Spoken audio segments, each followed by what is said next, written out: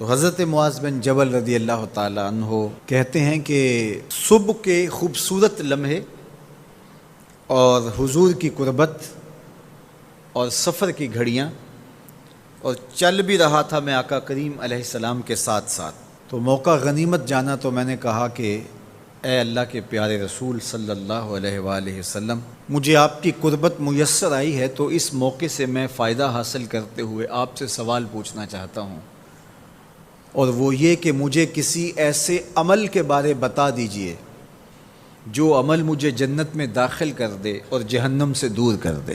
تو حضور علیہ السلام نے اس سوال پر ان کی تحسین فرمایا تو نے بہت بڑا سوال کیا ہے، اس کا جو جواب ہے کہ جنت نصیب ہو اور مجھے جہنم سے نجات ملے تو یہ اتنا آسان کام نہیں ہے، یہ بڑا مشکل کام ہے، لیکن جس پر اللہ آسان کر دے اس کے لیے مشکل نہیں ہے۔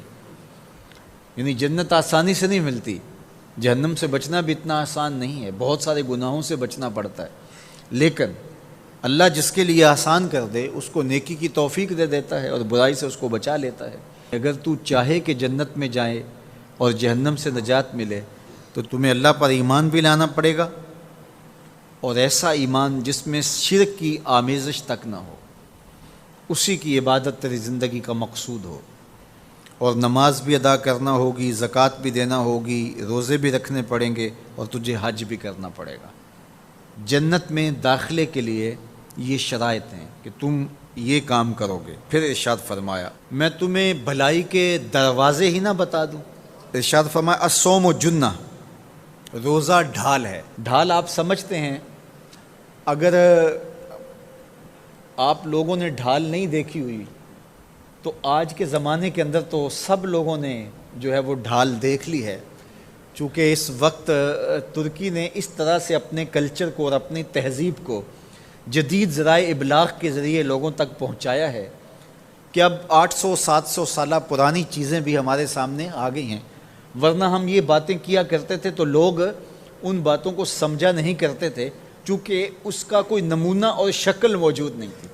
جب دشمن تیر پھینکے تو تیر سے بچنے کے لیے وہ لوہے کا پتلا جو آگے کر دیا جاتا ہے، جو تیر کو اپنے اوپر روک لیتا ہے، اس کو عربی میں جنہ اور اردو میں ڈھال کہا جاتا ہے۔ تو آقا کریم نے فرمایا روزہ ڈھال ہے، تو گویا جہنم کی آگ سے بچانے کے لیے جو ہے وہ روزہ کام دے گا۔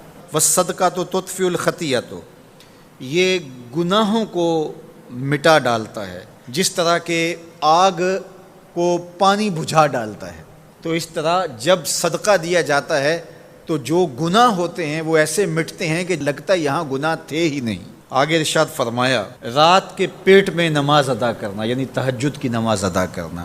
پھر حضور علیہ الصلوۃ والسلام نے یہ آیت پڑھی تتجافی جنوبہم عن المضاجع، ان کی کروٹیں بستروں سے الگ رہتی ہیں، خوف اور طمع میں وہ اللہ کو پکارتے ہیں اور وہ رات کو جاگتے ہیں، ان کی کروٹیں بستروں سے الگ رہتی ہیں، حتی بلغ یعملون، یہ آیت پڑھتے ہوئے آخر تک حضور نے تلاوت فرمائی۔ تو فرمایا جس طرح صدقہ آگ کو بجھا دیتا ہے، اس طرح پچھلے پہر کی نماز، تہجد کے سجدے بھی اللہ جل شانہ کے غصے کو ختم کر دیتے ہیں اور جہنم کی آگ کو مٹا ڈالتے ہیں۔ پھر حضور نے ارشاد فرمایا کہ میں تمام امور کی جڑ نہ بتا دوں کیا ہے، جتنے بھی معاملے ہیں اس کی جڑ ہی نہ بتا دوں۔ میں نے جھولی پھیلا کے کہا حضور کیوں نہیں، خیرات ڈالی ہے۔ تو حضور نے ارشاد فرمایا راس الامر الاسلام، سارے امور کی جڑ اور بنیاد، سر اسلام ہے۔ اگر اسلام ہے تو عمل قابل قبول ہے، اور اگر اسلام ہی نہیں ہے تو پھر جتنے مرضی نیک عمل کرتے رہیں، جتنا مرضی پانی ڈالیں، جتنی مرضی کھاد ڈالیں، تو اگر جڑ ہی نیچے سے کٹی ہوئی ہے تو درخت ہو پائے گا؟ کبھی بھی نہیں ہو پائے گا۔ تو کہا جڑ اسلام ہے، اس لیے عقیدے کی صحت عمل کی قبولیت کی ضمانت ہے۔ تو تمام امور کی جڑ اور بنیاد اور سرا اسلام ہے، اور اس کا ستون نماز ہے۔ اور صحابہ نماز کے جس طرح پابند رخوگر تھے، تو وہ تاریخ کی روایات آپ دیکھ سکتے ہیں، آپ کو ایک صحابی بھی بے نماز نہیں ملے گا۔ وَذِرْوَةُ صَنَامِهِ الجہاد، اور کوہان کی بلندی، چوٹی اسلام کی، وہ جہاد ہے۔ جہاد سے اسلام کو سربلند کیا جا سکتا ہے۔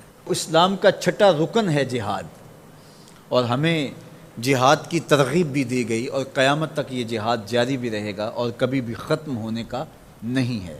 ہاں اس کے اصول و ضوابط ہمیں دیے گئے، جہاد کے نام سے فساد فی الارض نہ کیا جائے، لیکن جہاد کا انکار اسلام کا انکار ہے۔ یہ اسلام کی چوٹی ہے، ذروۃ و سنام کہا گیا، یہ کوہان کی بلندی ہے۔ تو حضور علیہ السلام نے آخر میں فرمایا کہ میں تمہیں سارے معاملات کی جڑ ہی نہ بتا دوں، خلاصہ ہی نہ بیان کر دوں؟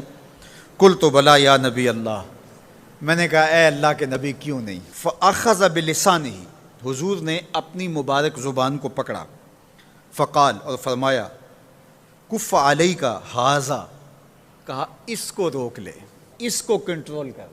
تو کہتے ہیں میں نے کہا اے اللہ کے پیارے محبوب صلی اللہ علیہ وسلم، جو ہم باتیں کرتے ہیں اس سے بھی مواخذہ ہوگا؟ یعنی عمل پر تو پکڑ ہوگی، لیکن جو ہم زبان سے بات نکال دیتے ہیں تو کیا اس بات پر بھی مواخذہ ہوگا؟ تو حضور علیہ السلام نے ارشاد فرمایا کہ لوگ منہوں کے بل یا ٹھوڑیوں کے بل جہنم میں ڈالے جائیں گے، یہ ان کے بولے ہوئے بولوں کی وجہ سے ہوگا، ان کی زبان کی کمائی کی وجہ سے ہوگا۔ تو اپنی زبان کی حفاظت کرو تو جنت کا داخلہ مل جائے گا۔